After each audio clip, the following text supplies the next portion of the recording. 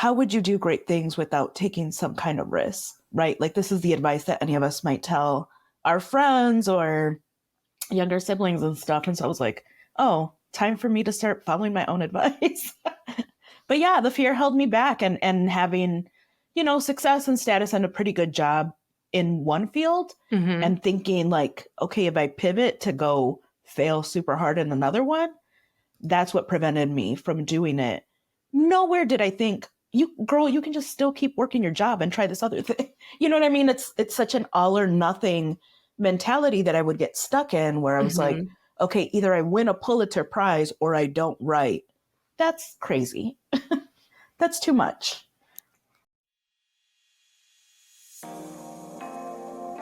Welcome to the Chicana Revolution podcast, where we will bring out your inner badass Latina, overcome self-doubt, help you gain clarity, and pave your own path, all while leading with courage. I am your host, Latina coach and speaker, Erica Cruz.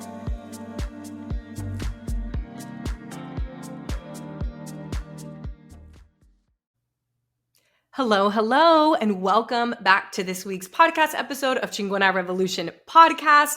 I'm excited about today's episode because I am speaking to two amazing guests about getting out of the all or nothing thinking and getting out of perfectionism and starting to take the first steps.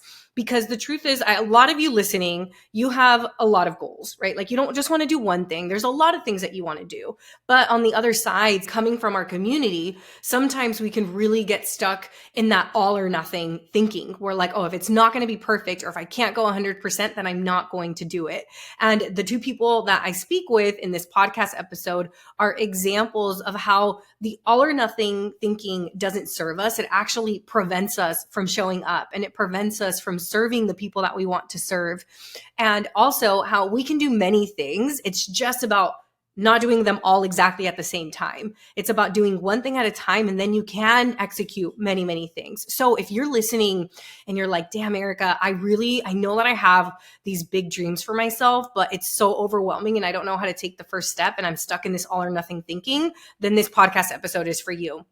Or on the other side, if you're like, I have a lot of different dreams and I don't know which one to start with first, then this podcast episode is for you. I also want to offer something to you.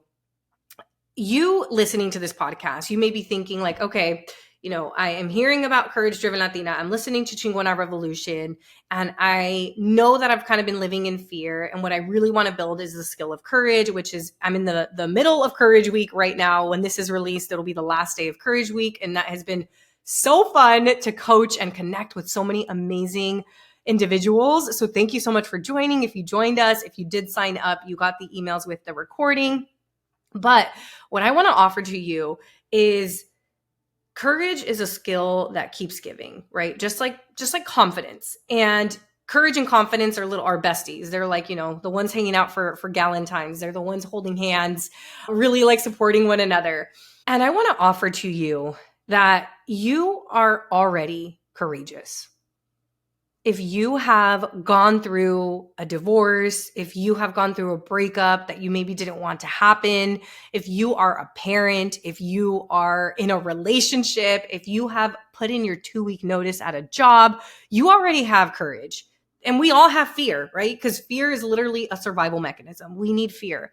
Courage means to feel the fear and still do it. And there's been many times when you have exercised courage. I would almost argue that if you are a listener of this podcast, or if you are Latina, or if you are first gen, you are automatically courageous. You don't have another choice. You have to be courageous. So with group programs like Courage Driven Latina, it's not really so much about teaching you how to be courageous. It's about teaching you to be very intentional with how you're using your courage. You already have courage. This isn't something you have to go find. This isn't something outside of you. It's something you were literally born with. And because you were born with this, with just a little bit of nudging and maybe the right community around you, you will be unfreaking stoppable. And I hope that the two stories that you listened to today help you see that, because these women have changed their lives in months, and they're just getting started. So again, if you've been really in this all or nothing thinking, Or if you feel like you have too many things that you want to do that you're not starting any, this is the podcast episode for you. I also want to remind you that the doors for Courage Driven Latina are open and they are closing on the 21st. Do not wait. Sign up. You are ready right now. You don't have to go get a degree. You don't have to do more research. You don't have to build more confidence. You don't have to wait until you're more courageous. We just talked about this. Courage is built into you. You are inevitably courageous if you were listening to this podcast. But if you are ready to stop procrastinating and really take action on the thing that you've been wanting to do, Courage Driven Latina was created for you. You get to do it alongside so many incredible driven women. You're not alone. You have help every step of the way. I have my proven framework that has helped over 200 women. Even if you've been in the program in the past, now we have Courage Driven Latina 2.0 with new videos, new worksheets. I mean, it is just a whole new program. We'd love to have you back. Go to couragedrivenlatina.com. You can secure your spot there, and I can't wait to see you. You're going to get immediate access the moment that you sign up. Okay, it's not like you sign up and then you have to wait months or anything like that. No, you sign up, you get immediate access to the videos, and then you get immediately added to our weekly coaching calls. Yeah. Courage Driven Latina is not a course that you go and do on your own. We don't just say, que te vaya bien with your project. No. We help you every step of the way with live coaching. We even give you messaging support. We give you videos. We do trainings. And we also have live events coming up that are exclusively available to people inside of Courage Driven Latina. So if this has been something that's on your vision board, do not wait. Now is the time. Join us. I cannot wait to support you. Olivia, welcome to Chicana Revolution podcast. How are you? I'm doing super good. Thank you so much for having me. I'm so excited to have you here. I love your story and just your overall journey in the last, what has it been, 6 months or so that we've been working together. So for the people listening who don't know who you are, can you tell them who you are, what you currently do, and what you're working on? Yeah. Hi, my name's Olivia Muñoz, Oli for short, to my family and friends and all of you. And I have worked for the last probably 15 plus years as an administrator in higher education. And it's something that's brought me, lots of joy and professional fulfillment. But at my core, I'm a writer, an artist, and that has been part of my kind of core, like I said, since I was a little girl. And so that's always an itch that I'm looking to scratch all the time. And when I first heard about Courage Driven Latina, I was, kind of over my job. It wasn't horrible, but I just knew that I wanted to do something more, something bigger, and something more aligned with who I was as a person and what I wanted to do in the world and for my community. And so creativity is really everything to me. I love engaging in creative work and art, but writing is really what my jam is. And so I'm happy to have done so much more of that in these last 6 months than I've done, honestly, in probably the last 10 years. So tell me a little bit about, how did you find Courage Driven Latina? I actually don't know this.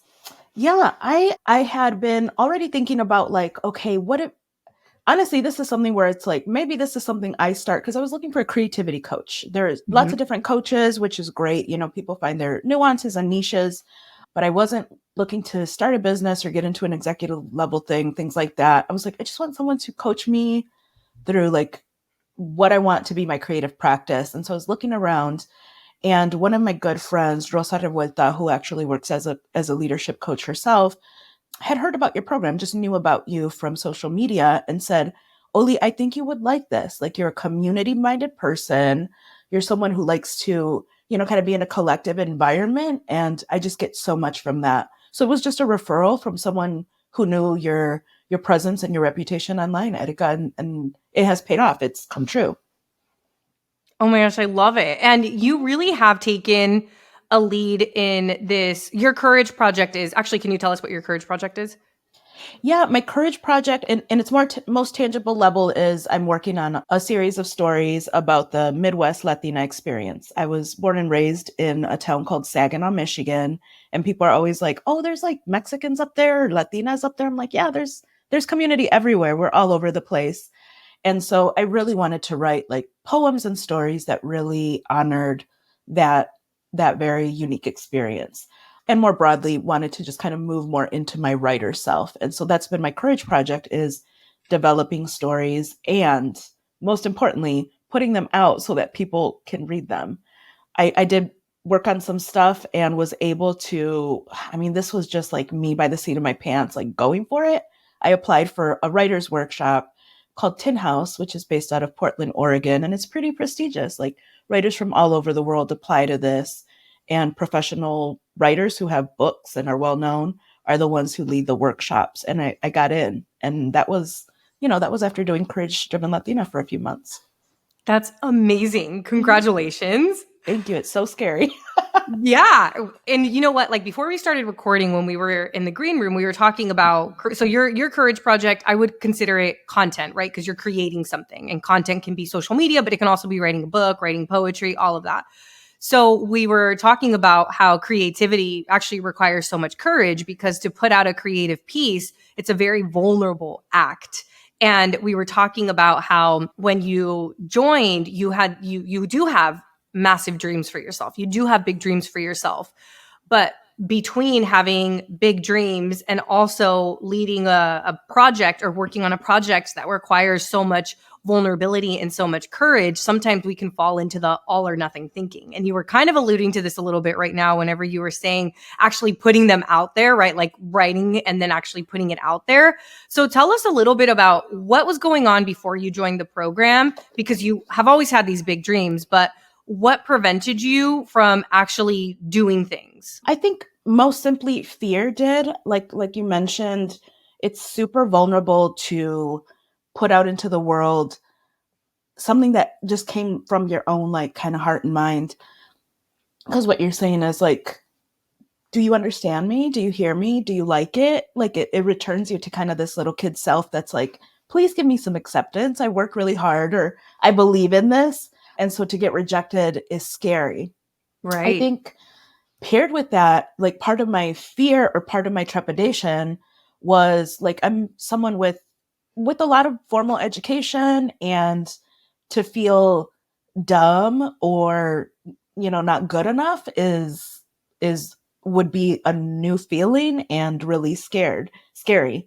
But how would you do great things without taking some kind of risk, right? Like this is the advice that any of us might tell our friends or younger siblings and stuff. And so I was like, oh, time for me to start following my own advice. But yeah, the fear held me back, and having, success and status and a pretty good job in one field, Mm-hmm. and thinking like, okay, if I pivot to go fail super hard in another one, that's what prevented me from doing it. Nowhere did I think, you can just still keep working your job and try this other thing. You know what I mean? It's such an all or nothing mentality that I would get stuck in, where I was like, okay, either I win a Pulitzer Prize or I don't write. That's crazy. That's too much. Yes. And it's so crazy how many of us fall into that. And I mean, I was also victim to this all or nothing thinking, but we're doing the community that we want to serve a disservice, because the reason you want to write is to also impact people and connect with people, right? So if you get stuck in the all or nothing thinking, then you're also preventing the people who can experience your work and have transformation from your work. You're denying them that. Yeah, like when I talk about, my project and what I want to do, or what I want to write with my friends, people I grew up with, they're like, oh my God, we've never read a book about ourselves and like all this stuff. So I was like, okay, this is what I'm doing it for. It's not so much for my own glory. It's because there are people who haven't seen themselves in certain media, and I get to play a part in bringing that to life. I'm an easy crier, so if I start tearing up, it's just that I get emotional. Tell me a little bit about, like, how did you go from this all or nothing thinking, like, I either have to do this and do it perfect, to, oh my gosh, maybe I can take the first step? How did you come to this realization? I came to the realization that it doesn't have to be an all or nothing thing through the program, through Courage Driven Latina. I think the way that and any of us can do this, right? Like if you think about it, you can kind of do this, but being part of the program was really helpful because it gave me a space where other folks were doing the same thing, and witnessing their vulnerability, witnessing them, posting on Instagram, just to do it, just to get out there, really help embolden me. And so thinking about things not as, it's important to keep the dream. It's important to say like, yes, I'm going to win awards and have this impact. But remembering like anyone who's ever done that had to start somewhere and they had to take one scary little step at a time.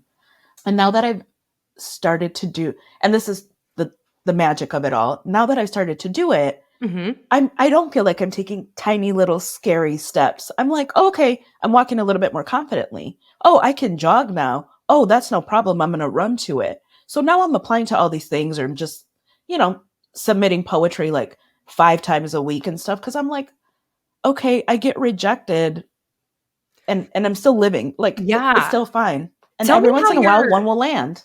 Exactly. So tell me how your idea of rejection has shifted, because I feel like that's really what has gotten you out of the all or nothing thinking. Like, you no longer are fearing rejection, and you just said it yourself right now. You said, I'm still here. Like, I'm still alive. I'm still fine. So how have you reframed the way that you think about rejection to be able to take those steps and put yourself out there? I think I've reframed it as not everything is for me. There are foods I don't like. There's movies I don't care for. There's music that's not my jam. And the people who made those things still put it out. So my stuff is also not going to be for everyone. The people who are reading my poetry and short story submissions are human beings with their own likes and values and things that that influence them. And the rejection, I just don't take it as personal. It just wasn't their jam. The poem I just got accepted like a couple weeks ago, it's called Counterspace, and it's going to be in a literary magazine. Amazing. I wrote that like 15 years ago. And so it was just chilling, doing nothing. It was a beautiful piece that I loved, but without giving it air, it just was never gonna, how would it see the light of day? I had control over that. I don't have control over whether other people like it. I have control whether other people see it. And so I just reframed it as that. Some things are not their jam, just like some things are not my jam. Exactly. Oh, it's so well said. I'm in the middle of Courage Week as we're recording this. And yesterday we were talking about social media, which I think is, we were talking about content and the content path, which that's why it's so fitting that you and I are talking about creating content now. And we were talking about how, specifically we were talking about how not everything is going to be everybody's cup of tea. And somebody in the chat said something, I've heard this like in the past, but I think it's such a good saying. And I don't know who it was, but they said, you could be the sweetest peach and there's still people out there who don't like peaches. And it's just so true, right? But because it's our work, it feels so personal, and it's so easy to take that rejection as a measure of our worthiness. But when you're creating something for the people that you're creating it for, and not for everybody. And right, like even with your poetry, it's not going to be for everyone. Like, you probably don't want the white man in corporate America reading it because it's not for them. Yeah, I don't care if they like it or not. Exactly. And the truth is, we're going to care about people's opinion. It matters whose opinion we care about, though. Exactly. Yes. Exactly. Love it. So before we jumped on, I love looking at where people were whenever they joined the program. And when you joined the program, you were in this, like, the main thing that you were looking for was clarity. And you mentioned having a ton of different ideas of what it is that you could do. You talked about maybe feeling like you had outgrown your job. The other thing that you said, okay, clarity. I have a lot of ideas and little direction. I also struggle with self-doubt. My life is full of half starts, and I'm at the point of reconsidering my career and a potential geographic move. What do you have to say about that now? Because that was only a few months ago. I know. And I'm like a out of sight, out of mind person. Like, I'll do stuff and then forget it. I'm not someone who kind of goes back in time a lot. So if you asked me today, like, do you remember what you wrote in that intake form? No. So it's so interesting to hear that Olivia was right. I did need clarity. And that is what the program brought me. I'm so excited that that Courage Driven Latina has these new like pathways now, because that makes it so easy for you to kind of pick your lane and kind of stay with it until you need something else. But clarity was really the one for me. So I just remember there being a few modules in the online kind of videos around reconnecting with your younger self. Like, what did your younger self do for joy? What did she love doing? And for me, it was always like writing and art and just being nerdy. And so I was like, okay, I need to believe what that little Olivia believed, which was that a life of that was possible. So it really kind of helped return me to that goal. That's a core part of who I am. Yeah. It's so funny because like we always knew. And then we get so caught up in the other things in life, right? And we lose sight of it, but we always knew. So tell us about the career move and if you're okay with sharing. Yeah, I can definitely share. That's so funny because I'm amazed that I took action on kind of all of those points that you just read. With the with the career move, like I said, I have a pretty decent job with like some status and stuff. I work at a university. But being real about what's for me and what's not for me just helped me give my notice. And I did it in a good way. I talked to my supervisor about it and was able to give notice that I was going to leave this job at the end of this academic year. That was good. It was great that I had the professionalism and the good relationship to be able to do that and leave on a good note. And it gave me some months to kind of save my pennies and buffer my savings account a little bit. But it also, I think, kind of spiritually, like the universe opened up for me a little bit. And the geographical move is quite a major one. I told you earlier, one of my dreams was to work this program semester at sea, which I've done before. And I was like, how am I going to do this program again, where you're like sailing on a luxury cruise ship from country to country? Like, I'm just going to throw my hat in there. And I got a call last week that they hired me, and I set sail in September, visiting a dozen different countries in Europe, Africa, and Asia. So I'm so excited. I have chills all over my body right now as you're telling us I can't wait. I'm so excited for you. Me too. I can't wait. After that, who knows? But I feel so much less scared about taking that leap because I'm doing things that by now I can trust myself on the practical things where I'm like, I'm good with my money. I save my stuff. I have good work experience. I'll be fine. But knowing that I'm going to get to travel, which is one thing I really love, is so exciting. It is. And getting paid to travel in a luxurious way, doing something that you love, which is writing. How incredible is that? And that you can always go back to the university because you left on a good note, right? So like, that's the beauty. I think sometimes as people think about courage and making courageous moves, they think it has to, again, back to all or nothing. They think it has to be like, I quit, but no, like there's a way of doing things where you can open yourself up to opportunities and you're not going to burn any bridges. There's so many ways of doing it. And I think your story is a perfect example of that. And I think you're also like, one thing I want to point out for you is like, Olivia, you were already courageous before coming to the program. I mean, you already were working at this university in a prestigious position. You already had all of your degrees. You were already writing. So what I really feel that the program helps you all do is really hone in on your courage to use it in an intentional way. Because we all, I think just being Latina is courageous. The fact that you are Latina or just a woman of color or like a daughter of immigrants, or anybody listening to this podcast, I truly believe that we are already courageous. And being in a community like this just allows you to really use your bravery or your courageousness in a more intentional way. And I know you talked a lot about the community and the space. Can you tell us a little bit about how the community has contributed to all of these courageous moves that you've made?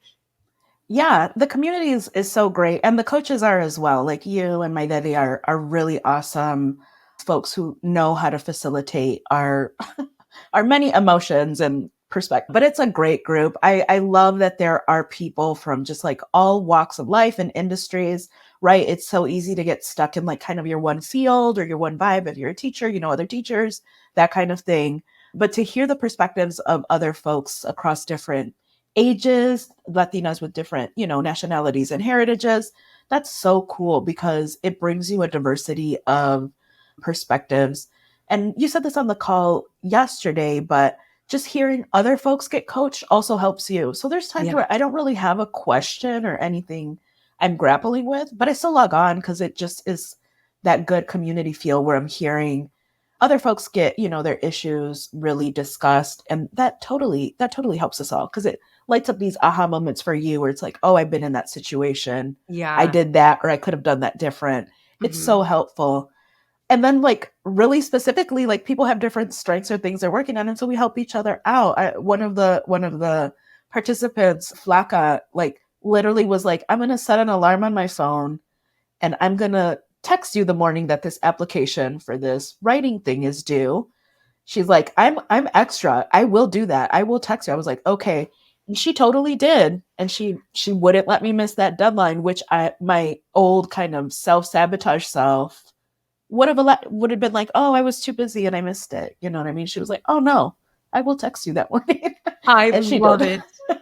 The accountability in the group is real. It really is real. As much as we try to create a supportive group of, like holding space for all emotions, as you mentioned earlier, we also want to create an environment of like, okay, no, let's call each other out whenever we're playing small, because we all know, like, it's so easy to see everyone else's magic. And we all know that whenever you're playing small, you are affecting, or you playing small is affecting the community that you want to serve. And I think Flaka sees what the potential is here with your writing and how it can be so life-changing. She's like, no, I'm not going to let you play small. So I absolutely love that. Yeah, it's great. But yeah, the community feel is so beneficial. There was another thought I had about it, but yeah, it's a good time.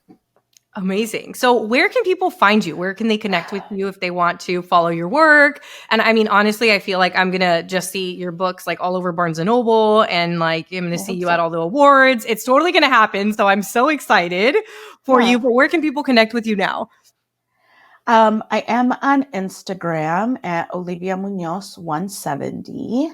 170, like I'm older, so 170 upside down is Oli, and like pager language or whatever. Yeah. I was like, that's just for me. I know the joke.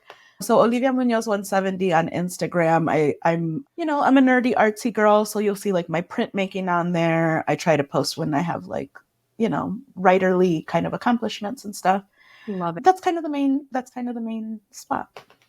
Love it. Is there anything else you want to share with us before I let you go? Oh, this is the other thing that I wanted to mention about Courage Driven Latina. As far as the community, I really appreciate that it's a non-competitive, non-judgmental space. So many of the folks that are on our calls comment on, like sometimes I can't even talk about this with my friends or family, but I come here and can kind of discuss because they know that everyone's on the same journey of like growth and living their dreams. And so I really appreciate that non-competitive aspect because there are several of us in the group who are writers. There are several folks working on similar types of businesses. And the perspective and idea is like, oh yeah, there's room for us all, even more, right? Like it's abundance. And I really, as someone who's going to go on this like really multi-month travel, I appreciate the Courage Project framework because, even if and when I'm not part of the program anymore, I can still take those tools with me and carry out projects through the rest of my life, which is what I need for my happiness. Creativity is life. I hope people engage in their own creative endeavors or at least go for what they really want. They already know what it is. So please do it.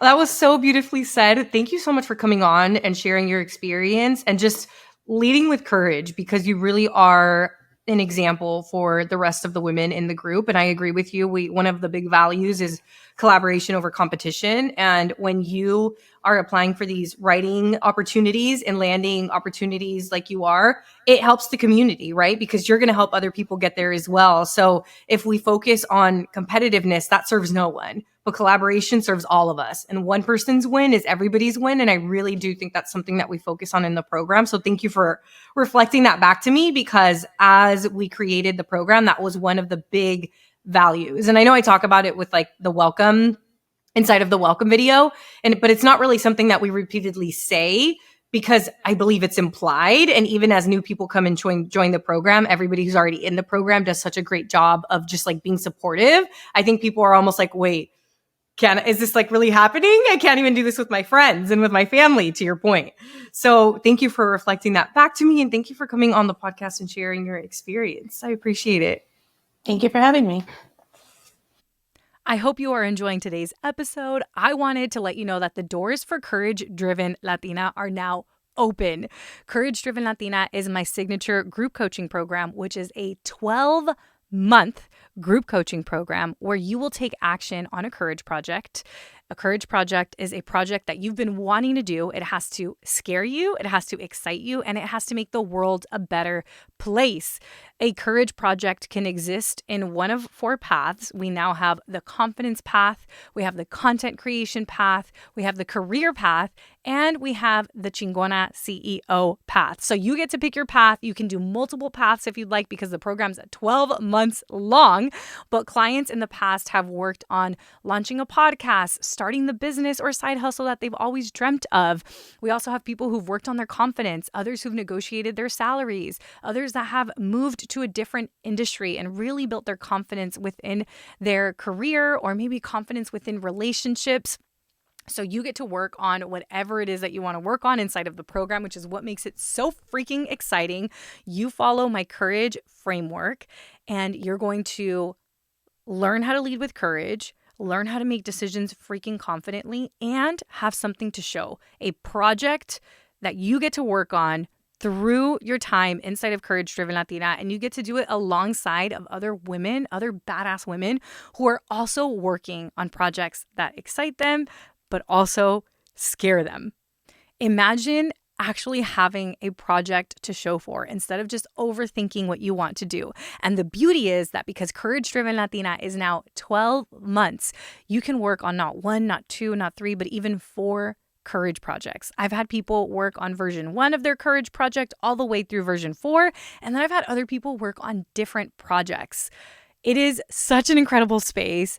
This program has over 1,000 people on the wait list. So if you know that you've been wanting to join, make the decision to join today. Your future self is going to thank you. And I just want to remind you that everything you want is on the other side of courage. Enrollment opens February 12th and closes February 21st. Again, February 21st is the last day to secure your spot. So ensure that you get in before the doors close because I cannot wait to work with you. All right, let's get back to the show. Flaka, welcome back to Chingona Revolution. Thank you. Thank you. Super excited to be here. So for those of you who didn't listen to Flaka's episode, I highly recommend that you go back and listen. It is episode number 112, and we talk all about the importance of self-advocacy, and Flaka shares her stories, multiple stories, very vulnerable stories, which we appreciate. And you were just telling me that you're still getting DMs from that podcast episode. I am. I actually just finished a lunch with a really good friend who's been she's like me, multi-passionate and trying to figure out how do I put myself out there to start with something. So yes, still getting messages, still going to lunches, still doing Zoom calls, just networking, connecting. I love it. You definitely are multi-passionate, and you've been in the program at this point for a few months, like a little bit over 6 months or about 6 months. And I asked you to share a win whenever we did like the check-in survey to see how everybody was doing. And this is what you said in your check-in survey. You said, since joining the program, I've been able to start a career coaching business, start posting more content on Instagram. I began practicing journaling and reading more often. And then now I'm planning to start a podcast and eventually a book. So tell us a little bit about like where you were before joining the program and like how you did all of that in under 6 months. Oh my gosh. Okay. Where was I at? I was lost. I was just confused again from what I shared in our past episode. I was not sure if I wanted to keep on trying to do something or just going with the flow. And, finding your podcast really pushed me to let me find out what I need to be doing. And then enrolling, I remember I was just telling my friend over lunch that on my Flaka page on Instagram, I think I had about 800, 700 followers. And that's because of the nonprofit work that I do and just the social butterfly that I tend to be. Thank you. And I was growing followers just more naturally because of who I am, not really necessarily with a niche. And in joining the program, I remember we were doing a coaching and I was really in between a lot of different things and specifically narrowed it down after some visualizations and all of the portal. Cause I think I might be one of the people in the program, Erica, that where I've gone through all of the videos. Like I'm like, I've done that one. I've done that one. Like, I'm like, I got to do them all. And I'm just trying to soak everything in. And I did the exercises and it came down for me for either business or law school because I really want to advocate for others. And law school is one of those ways to advocate. Yeah. And I remember you coached me through it and you were like, but do we want to do law school right now? Like, where are we at? And I wanted to do something that was impactful right away and in my skill set already. So I kicked off career coaching and I still have the video up on my Flaka Instagram where I officially went on and I said, I'm kicking off career coaching. If you want some support, there's, a free complimentary coaching call with me and let's book it. And I think I got a couple of submissions and then from there, the rest has been history. Next thing you know, I started connecting with so many of the people that follow you, people in the program, just following a lot of different new circle people and online on Instagram specifically. And I noticed how they were just posting imperfectly and they were just putting themselves out there and they were just sharing their experiences and their niche and their skill sets. And I was like, well, maybe I need to try this. And so I started. And I remembered at first I started looking at the videos before I posted them and really analyzing them and being like, should I post it? Should I not post it? What can I do? What can I not do? And then after that, I started like self-coaching when I didn't want to post anymore. And I was like, you know what? I'm just going to post. I'm just going to post and see what sticks and just coach myself through. I don't really care what people think. I'm just going to go for it. And the next thing you know, I'm like close to 1,500 followers now. So that's double. That's double the followers. I am known as the career person. I get DMs on like, when should I follow up with the interview that I did? Can you look at my resume? How do you suggest that I find this type of role? Like, it's just amazing to be able to put my degree that I worked so hard for to get to really impact others. And then I connected with so many people because the book part came up, connecting actually with Olivia and Claudia from the program. Yes. And I was like, I didn't want to put myself out there on Instagram to tell my story. So I was like, what's another way of telling your story is to write a book, to share with others through writing. So I connected with them and they were like, well, Flaka, I don't know if you noticed this about yourself, but you have this like bubbly, extroverted personality that we really think you should do a podcast. And I was like, whoa, that's a lot of work. I don't know if I want to do that and put myself out there. So then it's crazy how after that, I think was the first time your team reached out and was like, you want to do the podcast? And I was like, oh my gosh, this is my sign. Is this my sign? And I was like, oh my gosh, like this might be my sign. So I've been in the background, I have a name. I'm trying to come up with what else needs to happen. I know I watched the exercise on that, but honestly, my business has been keeping me just so busy that I haven't had the chance to really sit down and brainstorm the rest of the parts for the podcast. But that's where we're at. What a good problem to have, that your business is so busy. Yeah, that because I get a first draft there, right? Like I just put myself out there. I created Google Forms. And then I am very technology oriented. So that I reached out, I asked my daily, like, what system should I use to automate things? And, Airtable. So I've been using Airtable. I've been using Typeform and I've been tweaking things for it to work for me. And yeah, I at least once or twice a week, I at least have 2 to 4 clients. I've been having a set up Calendly to be like, I think it gives you like a cushion in between calls. Yes. So I had to learn about that because I was like, I also still work full time because again, I do enjoy doing the HR work that I do. Mm-hmm. And I like having the sugar daddy, right? So I was like, I'm going to keep this until hopefully I can make 6 figures in my business or wherever else my journey takes me. But yes, it's just been so I think the accountability is amazing. The push. If you like go to my content, so many Courage Driven Latina ladies are the ones that are like, girl, you're killing it. So they hype me up and I'm like, okay, what am I going to do next? And then I just do it.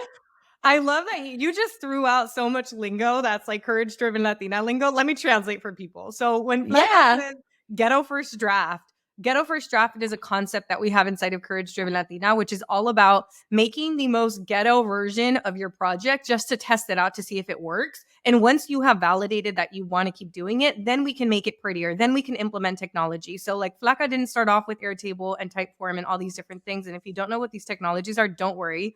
But she's running a business, so it makes sense for her to have automations. But it wouldn't have made sense to pay for automations until she knew what she was automating, right? So the Ghetto First Draft is all about helping you just validate your idea to see if it's something that you want to do without spending a bunch of time, energy, and money. And then Flaka also mentioned the sugar daddy. We're not talking about actual sugar daddies. So this is what we call I'm married over here. No. This is what we call your day job when you're using your day job as a form of just stability and giving you income and health benefits and all of these different benefits that you get. Obviously, you're also giving your job in exchange for money. You're giving them a service, which is your time, the work that you're doing. But we call it the sugar daddy job when you know that that's not your end goal, when that is just there helping you get to what your ultimate goal is. And for Flaka, it's being a full-time business owner. And for you, Flaka, what I've observed when I asked for like volunteers for the podcast, you were like, oh, I could do 1 through 4. And I'm like, yes, you can, right? So you've literally, even though we didn't have paths until like recently, until like the beginning of this month, you've literally taken all the paths.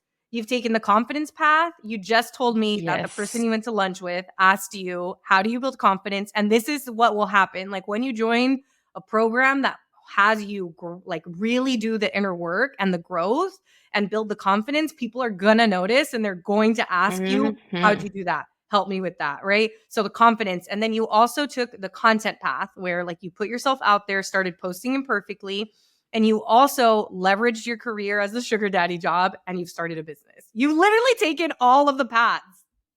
Yes, I have to tell you. So one of the things that we also talked about in lunch today was, how did I find the job that I found? And you also coached me through that because I was at a 6-figure full-time managing a warehouse and I was not going to be able to grow a business, create content, or do any of that with that. But knowing that my end goal was my business, when we were coaching, it was like, what is the priority right now? Is it money or is it freedom? And at the time it was freedom. So I decided to look into what safety we had financially, and we had enough for 1 month. And I focused that month to find the remote role that I have now, and which gives me the freedom to be able to do the rest. I took a pay cut, but I was able to do that. So yeah, people reach out about that all the time. I love it. Oh my gosh. They swear I don't work. I work for full time, y'all. I still work. I get it. Like, I think one of the things is like the confidence that has been built so much and showing like, this is all I do. I just work my business. I'm an entrepreneur, but I'm not even like there yet.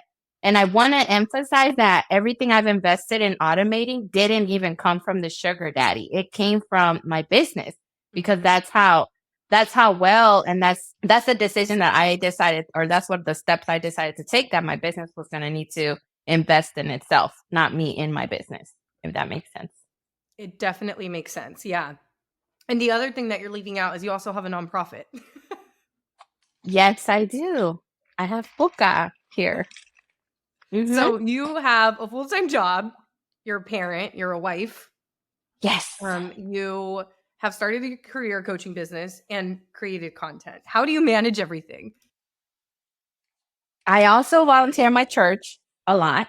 I am also a director for my sorority. Shout out to Kappa Delta Chi sisters out there.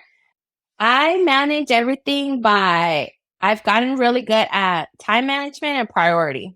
And I've broken it down by days. So like I know like Money Monday. Money Monday means I got to make sure my invoices are set to go. that I have my content that's going to bring in clients ready to go, that I have followed back up with clients. So Monday is my business day. Like I'm like, Monday, we got to get the rest of the week planned out. Tuesdays will be like training Tuesdays. So I focus on Courage Driven Latina videos. I focus on the exercises. I focus on my nonprofit because we're still fairly new. We were established in 2020 in the middle of the pandemic. So we're still getting our feet wet. So I didn't break it down by days. I time block a lot and I use technology to help me out. So I set up reminders on my phone. Journaling has really helped because I just brain dump before I go to sleep. And then I double check in the morning. And I just take a glance at it. And then I just do, I even have it on the back of this door on a big old like post-it note. I listen to the journaling episode. And when I'm like falling off, I go back and I listen to it again because you provide us the different types of journaling. And the one that I think it's called, the one that I use the most is like the 3 things that I'm going to get done that day. Yeah. I just glance at my brain dump and I'm like, these are the 3 things that I need to get done today. And then the rest I can do later. And there is chaos sometimes where I may not sleep as much, or I have to really be like, I'm not available for lunch today. I'm not going to post today. I'm not going to jump on Netflix. I'm not going to be able to cook today. And I have to be able to accept that. Or I have to reach out to my husband and say, hey, I'm behind on this project that I really need to get done this week. Can you wash the dishes? Can you do the laundry? Can you watch CJ? So yeah, because when you say all of yes that. to something, you're saying no to something else, right? So it's like you have to say no to certain things to say yes to the things you really want to say yes to. So I love it. And I think you also, as much as you've done all these things, there's always been like a primary project that you're working on. And sometimes people think that, oh my gosh, I want to do everything and I can't do it. And it's not that you can't do everything. It's that you can't do everything exactly at the same time, but you can still work on a lot of different things. But sometimes being a parent is your priority. Other times being the nonprofit like owner, co-owner is also going to be a priority. Sometimes the career coaching side is going to be a priority. So it's not that you can't do everything, but it's that you can't do everything at once and you can't do everything at 100%. So it's also actually, you know what's so funny? You talked about Olivia in your interview and she talked about you. I just spoke to her. I'm not kidding. Yeah. I love when I was it. talking to Olivia, I actually just grouped you two together. But when I was talking to her, she was saying that like we're talking about all or nothing thinking. And I think that with being in a group like this, it allows you to take messy action and do it imperfectly instead of waiting for things to be perfect or try to do them all in. So thank you for sharing that. And then what else? I'm just going to share what she shared about you because then you shared something about her. She was talking about submitting a piece that she was going to submit one of her writing, one of her poetries, one of her poems to like one of her pieces to some type of writing thing. And you were like, oh, I'm going to set my alarm and I'm going to text you. And you did. And you held her accountable and she did it. Yes, I still remember that because I've been pretty good about networking with everyone. I think I've spoken to every single person in the program. And she was one of the ones that has just been a little quiet. And she shows up and she gets her coaching. And she hasn't really jumped in the wins chats or on the Slack too much. So when I saw her say, I'm going to do this, I was like, I have to make sure. Like, I don't know why I felt like I had to make sure that she got it done because I feel like she just has so much to say. And I also bought one of her things. She did some writing and she was like freelance selling it or something online. And I bought it and it was so good. It was so good that I was like, why is this girl not doing more? So now every time she says, I'm going to do this, or I need to submit this, or I need to submit that. Yeah, I remember. Because she really wanted an accountability person. And it's just in my nature to be HR. So I was like, okay, I'm setting up a calendar reminder and you're going to get it done. So here we go. And then I've done that to so many people. And they appreciate it. But I think the beautiful thing, like what you just said about Olivia, with, you know, like, oh my gosh, more people need this. Like we ourselves can be our own worst critics, but being in containers like this allow you to see the magic that other people have. And we're like, wait, why are you playing small? Right. And it's even like in the containers that I'm in as a student, like the community piece is it's make or break. Like the vibe in there really makes or breaks it. And I just love that everybody inside of Courage Driven Latina hypes each other up and like never questions anybody's courage project. Like we never think somebody's crazy for having dreams or having big dreams. We're like, hell yeah, we're over there like the biggest cheerleader for them. And that sometimes, actually, Olivia and I talked about this, how sometimes you feel more seen and heard from the people in the program than you do from even like your friends and family, just because we show up in such a like vulnerable and open way in the program about our true desires and our true goals and dreams and our like doubts that are holding us back. Yes, I agree. It's been really powerful because we're a bunch of strangers all over the country. Yeah. Like sometimes I forget like who is where or what time zones they're in and what they're exactly working on. But I know that if I want to express an idea or I have a certain thought, and I was talking to people that are showing up to Courage Week. Yeah. And I was telling them that's exactly one of my most favorite things, that you show up and there's so many minds that are showing up for you. Like we're all showing up for each other because you see it on the camera, you see it on the chat. Like they're genuinely there listening and will give you feedback. Yeah. And even if it's something that's painful, like I think last night the theme was dating. Yeah. And even though it was painful, it was like, why are y'all playing? Stop playing and just go date. Yeah. So even though it was hard to put them out of their or get them out of their comfortable, right? But we were all doing such a good job at being like, you can do it. You got this. Like, you got this. Exactly. So I love that. That's one of my favorite parts. Yes, I agree. Well, I've just got to say, it has been beautiful to watch you bloom.